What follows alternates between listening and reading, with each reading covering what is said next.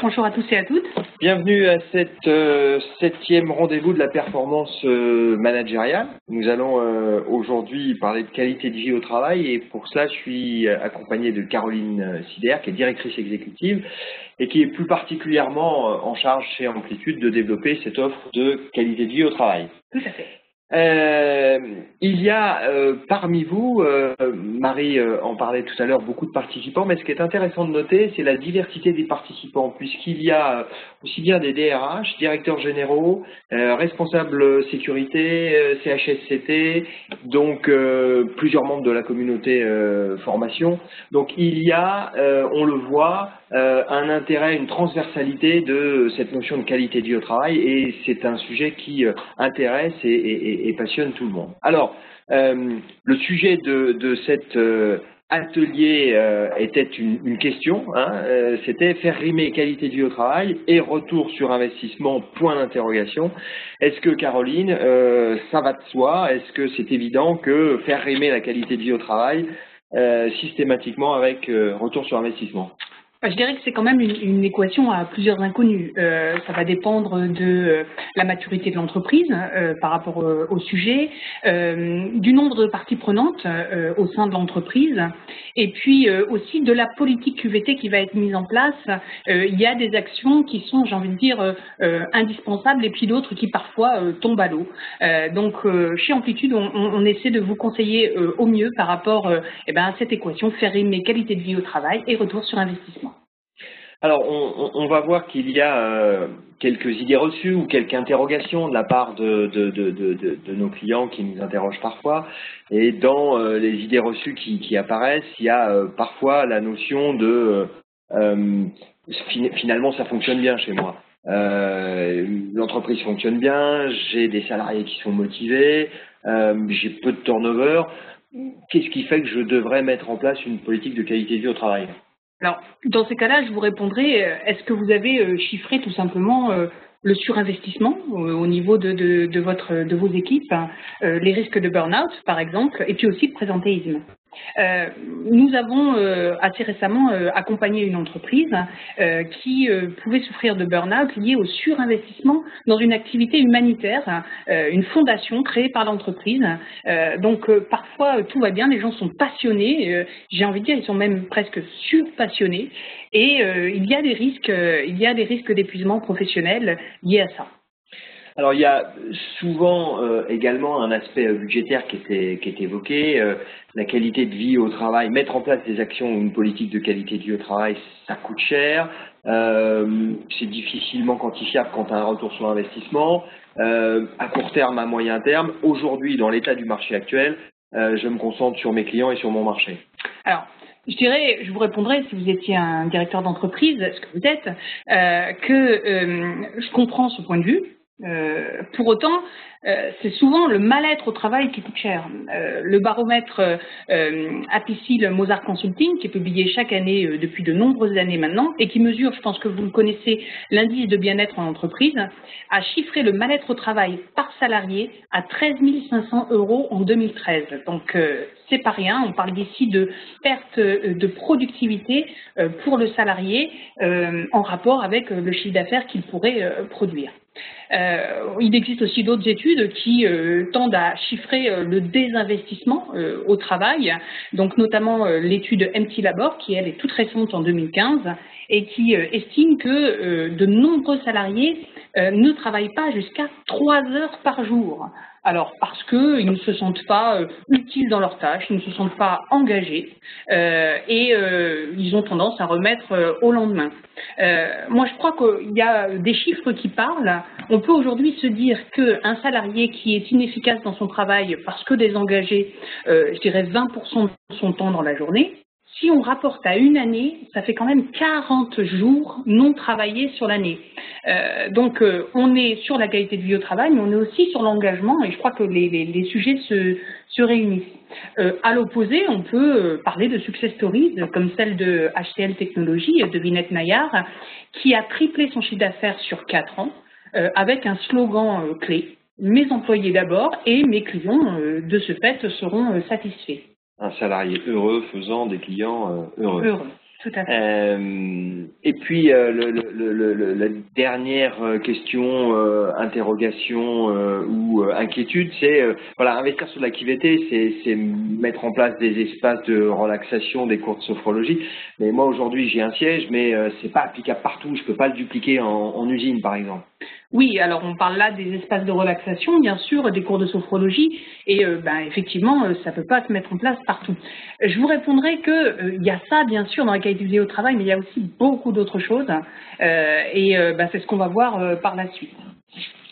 Alors, justement, tu évoques souvent la notion de la qualité de vie au travail. Fondamentalement, c'est de la co-responsabilité. Qu'est-ce que ça veut dire? C'est quoi ta définition ou ton approche par rapport à ça?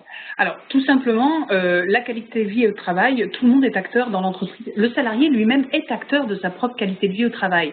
Et c'est vraiment le point clé, je veux dire, le fer de lance d'une politique de qualité de vie au travail qui fonctionne bien. Alors, quelques éléments, je dirais, théoriques, quelques éléments de définition. D'abord, parlons le même langage. Qu'est-ce que la qualité de vie au travail? Alors, vous avez là, je ne vais pas vous le lire, vous en prenez connaissance. Ce qui est intéressant, c'est les commentaires qu'on peut en faire, Caroline. Ça, c'est la définition qui apparaît sur votre slide de l'Organisation mondiale de la santé qui a été donnée en 1994.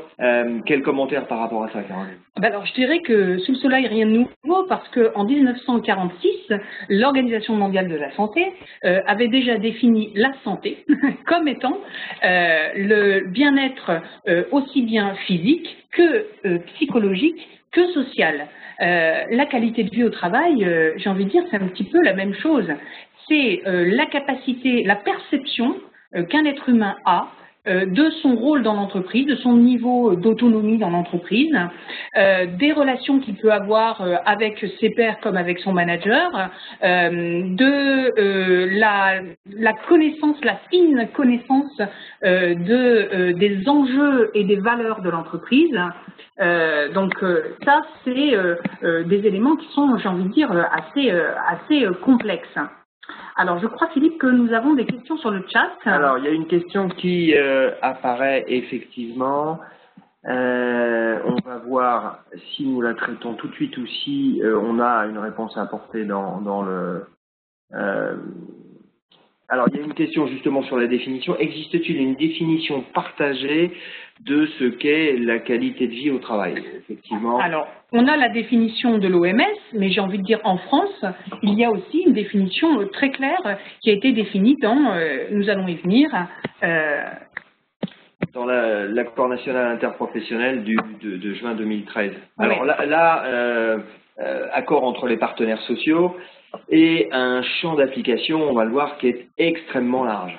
Alors oui, tout à fait. On peut noter, effectivement, je vous en ai parlé de l'information, de la compréhension des enjeux, que vous voyez tout en haut, l'information partagée, mais bien sûr les éléments de relation, l'organisation du travail, donc on est sur des facteurs métiers, des facteurs de prévention primaire très importants, le contenu du travail, son intérêt d'ailleurs, l'environnement physique bien sûr, et puis vous avez des éléments de formation, des éléments de développement personnel qui sont prévus. Donc on est sur un champ très large. C'est pour ça que chez Amplitude, nous avons l'habitude de dire que la qualité de vie au travail est le management de demain. J'ai envie de dire le mode de gouvernance de l'avenir, parce que ça permet, j'ai envie de dire, de toucher à tous les sujets RH, managériaux, d'organisation, les sujets juridiques aussi, bien sûr. Alors, la phrase que vous avez à votre gauche, la perception de la QVT est déterminée par des conditions dans lesquelles les salariés exercent leur travail. Et alors, c'est un point très important, leur capacité à s'exprimer et à agir sur le travail. Clairement, l'accès à la parole est un des points clés de la qualité de vie au travail. Vous entendez, j'en suis sûre, parler des espaces d'échange sur le travail réel, mais il y a aussi la capacité pour un salarié de pouvoir exprimer son ressenti, de pouvoir, j'ai envie de dire, avoir la capacité d'exprimer ceci de façon entendable à son manager notamment.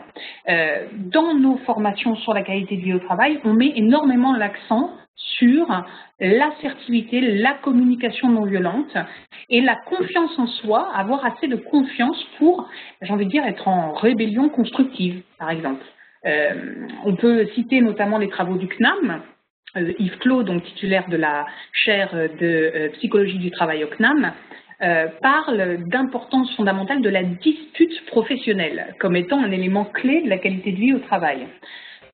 On peut aussi parler de choses beaucoup plus opérationnelles, l'essor des réseaux sociaux d'entreprise. Nous avons aujourd'hui des dirigeants d'entreprise comme, je vais vous dire son nom tout de suite, Nicolas Chartier, le directeur d'Aramis Auto, qui parle de son réseau social d'entreprise comme étant la clé de voûte de la gouvernance et de la réussite de son entreprise.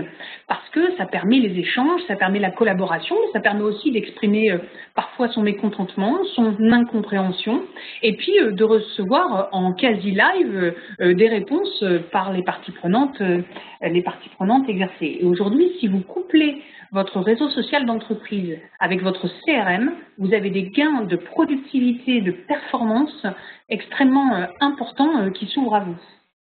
Alors, notre métier, c'est de simplifier la vie de nos clients, c'est de simplifier l'aide à la mise en application de projets.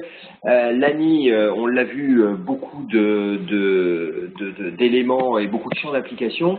Certitude, on a fait un travail de réflexion, de mise en perspective, et tous ces champs d'application, nous les avons réunis dans 4 facteurs qui sont facteurs individuels, entreprise, managérial, métier. Caroline, concrètement, qu'est-ce que ça veut dire et comment ça fonctionne? Alors, ceux qui connaissent le rapport Golac, qui a été publié une première fois en 2010, reconnaîtront, j'ai envie de dire, au niveau des flèches, les leviers qui peuvent générer des risques psychosociaux. Donc, les exigences émotionnelles au travail, les exigences de travail, l'autonomie, la marge de manœuvre, l'absence d'autonomie et de marge de manœuvre, les relations de travail, et puis les conflits de valeurs, les insécurités socio-économiques. Très simplement, la qualité de vie au travail, c'est réduire au maximum l'impact de ces leviers de RPS et augmenter, j'ai envie de dire, les sphères que sont le facteur individuel, qualité de vie au travail perçue par chaque collaborateur. Donc là, on est au niveau du salarié. Le facteur entreprise, là clairement on est au niveau de la direction et de la communication également. Le facteur managérial, donc là au niveau des managers, j'ai envie de dire de proximité. Et puis le facteur métier, là j'ai envie de dire que les parties prenantes sont aussi bien la filière RH que le CHSCT, que l'organisation du travail. Alors concrètement, ce système, ce qui est génial, vous le voyez à votre droite, c'est qu'il est agile, et qu'il peut, j'ai envie de dire, être orienté de façon très positive et parfois être orienté de façon échec. Je vous donne un exemple.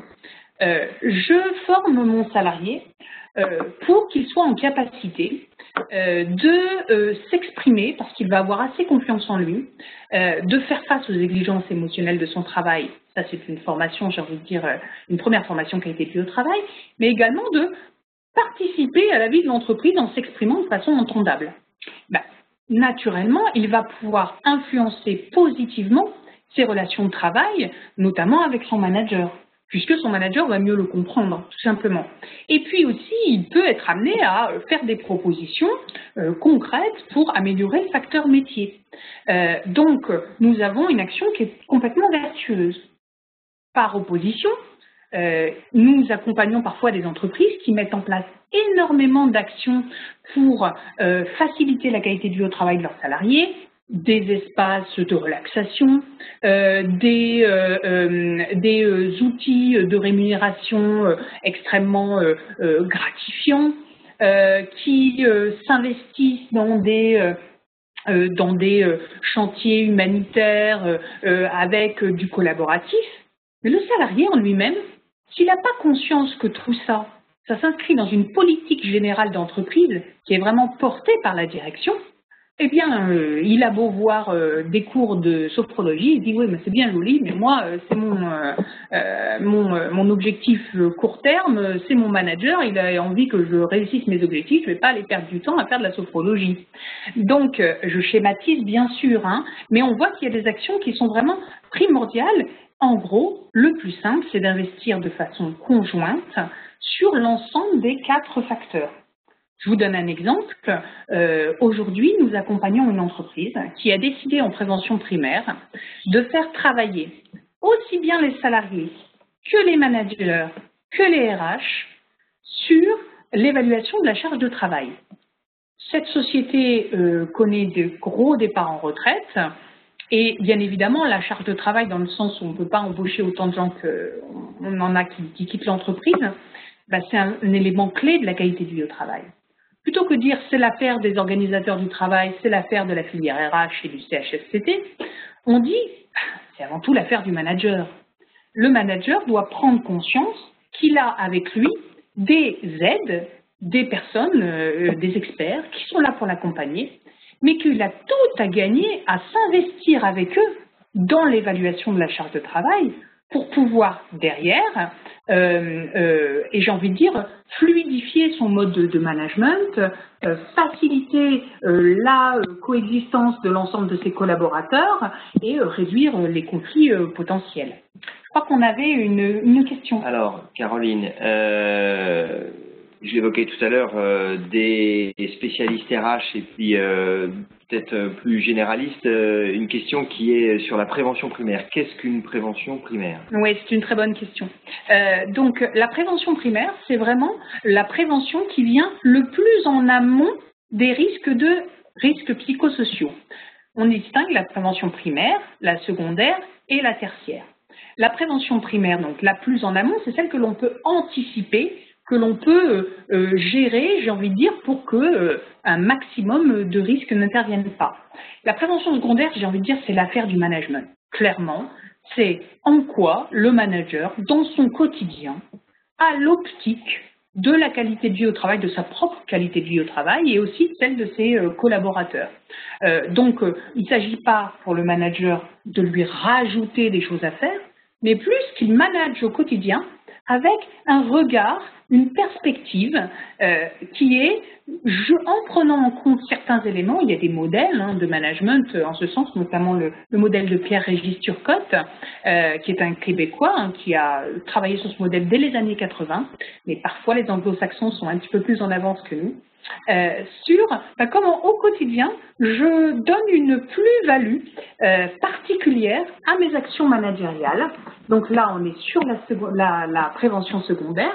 Et la prévention tertiaire, c'est tout simplement là, j'ai un salarié qui est en souffrance. Qu'est-ce que nous faisons tous, les parties prenantes, pour réduire les risques et le prendre en charge? D'accord. Merci Caroline. Alors, tu as évoqué quelques exemples de réalisation avec nos clients. Ce que nous vous proposons maintenant, c'est de vous apporter des réponses très concrètes sur les solutions que nous pouvons vous apporter. Et on va illustrer à travers un certain nombre d'exemples les actions que nous menons sur les 4 facteurs évoqués, facteurs individuels, managérial, métier ou facteurs entreprise. Très concrètement, qu'est-ce qu'une entreprise peut mettre en place avec Amplitude sur l'ensemble de ces facteurs? Alors, la première, ce sont des éléments de formation qui sont des éléments de sensibilisation formation et qui peut être adapté, le même type de contenu adapté à chaque partie prenante dans l'entreprise. Aujourd'hui, nous accompagnons par exemple Orange sur la mise en place aussi bien de formations qualité de vie au travail, adaptées à chaque public, mais aussi de formations santé qui permettent à chacun de véritablement prendre son rôle d'acteur, en fonction de ses responsabilités dans l'entreprise et des postes qui sont les leurs. Le fait d'agir de façon conjointe avec en plus des actions de formation, de sensibilisation et bien sûr des actions managériales. Nous ne sommes pas Amplitude les seuls responsables de l'augmentation de la qualité de vie au travail chez Orange, mais on peut quand même dire que le baromètre social d'Orange, il y a 3 ans, faisait apparaître que 45% des salariés de l'entreprise ressentaient Orange comme une entreprise qui était presque même meilleure que d'autres en ce qui concerne la qualité de vie au travail. Aujourd'hui, 3 ans après, grâce à une vraie politique coordonnée mise en place au niveau global de l'entreprise, on est à 57%. Donc de 45 à 57% des salariés qui trouvent aujourd'hui que la qualité de vie au travail chez Orange est meilleure que dans d'autres entreprises. Donc ça, c'est un indicateur clair, net et sans ambiguïté. Et sans ambiguïté. Ce qui est intéressant, c'est aussi de voir qu'il y a des actions qui peuvent se mettre en œuvre de façon différente en fonction des publics également. Par exemple, nous mettons en œuvre des ateliers, voire même des journées événementielles autour de la qualité de vie au travail, où les gens, avec aussi du blended learning en amont, qui leur auront permis de comprendre ce qu'est véritablement la qualité de vie au travail et surtout en quoi ils sont aussi acteurs et responsables de leur propre qualité de vie au travail, eh bien, vont choisir des ateliers, stress, relaxation, communication non violente, mais tout ça, j'ai envie de dire, porté par une véritable politique d'entreprise.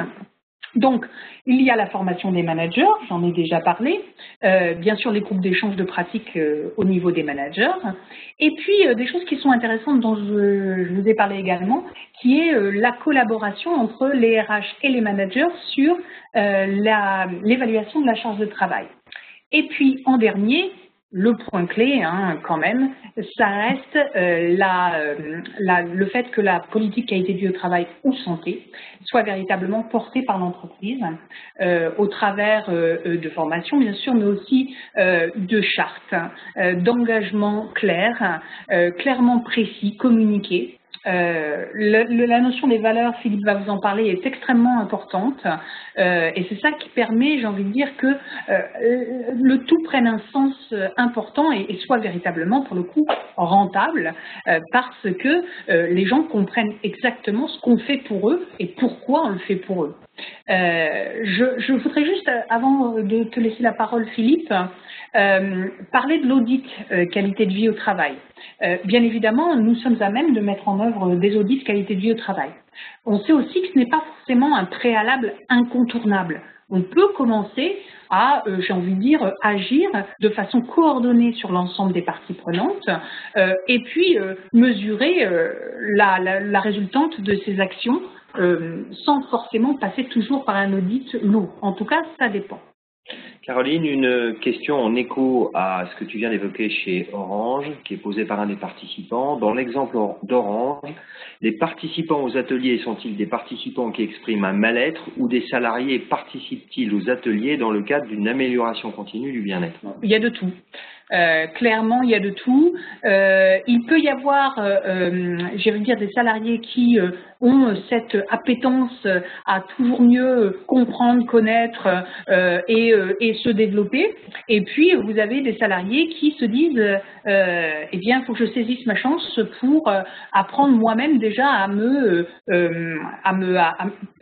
parfois à me protéger par rapport à certaines difficultés de mon métier. On parle notamment des agressions et de la violence des clients, mais également à me protéger parce que on est en open space, j'ai du mal à communiquer avec mes collègues à quel point je peux avoir certains ressentis, certaines difficultés.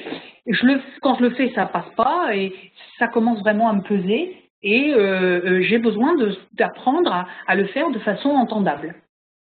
Donc à la fois en prévention pour les gens qui auraient envie d'aller encore mieux et puis en réaction pour les gens qui exprimeraient un mal-être. Alors, sur la charte des valeurs et sur la charte QVT, un mot parce que la notion d'efficacité passe par la notion de concret. Établir une charte est une bonne chose, qu'elle soit sur la qualité du travail ou sur les valeurs. Ce qui est intéressant, c'est de travailler surtout sur sa déclinaison opérationnelle. sur ces éléments.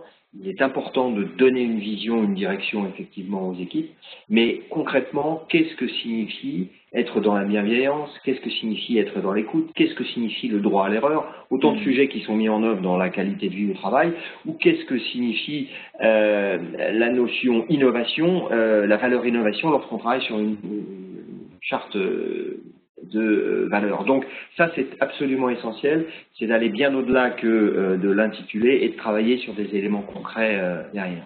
Alors, on va vous présenter quelques références de clients avec lesquels nous travaillons. Caroline a parlé d'Orange, RTE pour lesquels, dans le cadre d'un séminaire d'intégration, nous travaillons sur la notion de qualité de vie au travail pour les nouveaux managers.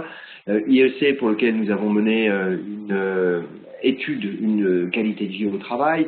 Carrefour, un dispositif complet qui s'appelait Eurokicom et qui a permis à l'entreprise d'être nominée et de gagner les trophées du mieux vivre en entreprise. Ou bien Caisse d'épargne pour lequel il y a un gros dispositif d'accompagnement des managers opérationnels et la direction générale pour laquelle nous avons démarré toute une opération. Donc des solutions complètes, comme l'évoquait Caroline, des solutions plus pointues qui vont permettre d'apporter des réponses avec toujours ce fil rouge qui est la réponse à la question que l'on posait lors de cet atelier, c'est est-ce qu'on peut faire rimer qualité de vie au travail et performance et rentabilité? Bien évidemment, c'est le fil rouge de nos interventions et c'est vraiment le cœur de nos réflexions.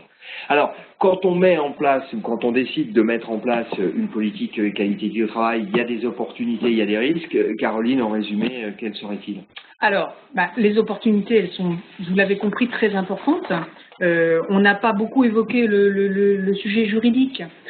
En même temps, je pense qu'aujourd'hui, l'accord national interprofessionnel de 2013 en lui-même ne portait pas d'obligation pour les entreprises, mais on sait que dans la loi qui a été votée récemment au Parlement, le sujet de la qualité de vie au travail est un sujet de négociation sociale qui est mis en avant. Alors, les entreprises peuvent choisir de s'y investir toute partie. C'est vrai qu'il y a l'égalité professionnelle, la sécurité physique, la santé au niveau physique et exigence de travail qui est très développée dans la loi qui a été votée. Pour autant, quand on voit l'impact économique que ça peut avoir et l'impact social positif que peut avoir une véritable politique de qualité de vie au travail coordonnée, ça serait dommage de s'en tenir à certains éléments seulement. Ça peut être improductif, je ne pense pas, mais en tout cas contre-productif, principalement dans deux cas.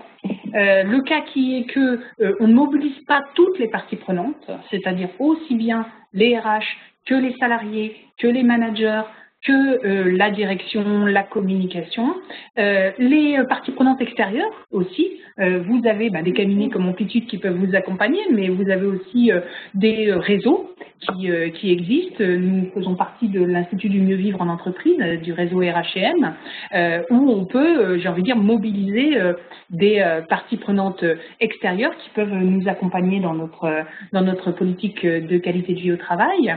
Donc, une mobilisation de l'ensemble des acteurs. Et puis, ne pas laisser chacun dans sa sphère en disant les RH vont travailler là-dessus, les managers, c'est à eux de travailler là-dessus. C'est vraiment organiser des moments où on forme des RH et des managers ensemble, des managers et des salariés ensemble, vraiment avec un maximum de collaboration sur les actions. Merci Caroline. Pour conclure, je dirais que je reprendrai la vision du patron de HTC qui dit très clairement il ne peut y avoir de clients heureux sans collaborateurs heureux. Voilà le fil rouge qui doit guider vos réflexions, voilà le fil rouge qui guide nos réflexions. Vous étiez nombreux à participer à cet atelier performance managériale. Il va y avoir de nouveaux ateliers qui vont vous être proposés dans les semaines à venir. Le 22 septembre, il y a un atelier qui est prévu sur droits et devoirs du manager en partenariat avec notre cabinet final. Et puis nous aurons courant du mois d'octobre un atelier autour des facteurs de motivation en entreprise autour d'un outil qui s'appelle Success Insight et plus particulièrement Talent Insight pour sevrer des informations sur ces prochaines classes virtuelles. Si vous souhaitez avoir plus d'informations, vous avez nos coordonnées qui s'affichent, vous pouvez nous suivre sur Twitter, nous nous ferons un plaisir de partager nos réflexions avec vous. Merci beaucoup pour cette nouvelle participation et au 22 septembre. Au 22 septembre, merci à vous tous. Au revoir. Au revoir.